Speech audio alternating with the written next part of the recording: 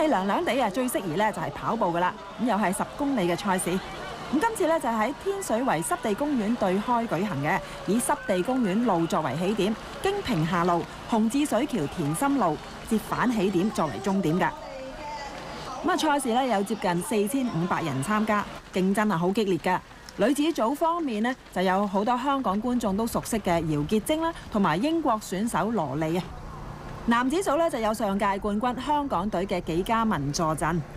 咁由於路段喺正濕地公園隔離啦，跑手沿途一邊比賽一邊可以欣賞到濕地公園嘅景色，加上呢日天朗氣清啊，唔算好曬啊，賽道又平坦寬闊，咁有利跑手發揮㗎。好啦，咁睇下邊個最先翻嚟先。原來呢就係紀嘉文啊，咁最後佢以32分31秒啊首先衝線，已經係連續3屆贏得呢一個比賽冠軍啦。好 ，thank you，恭喜晒，又係你啊！今日嘅天氣其實都唔錯嘅，但係個濕度就比較高啦。咁跑起上嚟其實有啲吃力嘅。咁同埋一出到落咗車之後冇幾耐，其實都幾大風啊。咁其實好多選手都留前鬥後啦。咁頭嗰4公里其實大家都就住留力。咁我跑到6公里之後先至自己加速帶出嚟咯。咁其實都算係滿意呢場比賽嘅。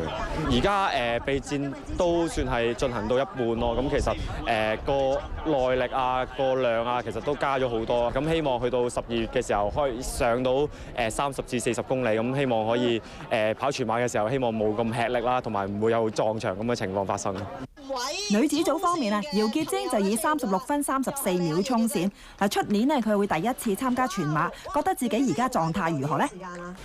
由於都係第一次啦，咁就因為之前做完手術就未覺得有足夠時間去做一個好嘅馬槽，其實都係想課分嘅，即係俾自己有一個好印象先啦。因為始終條路咁長，第一次自己跑係。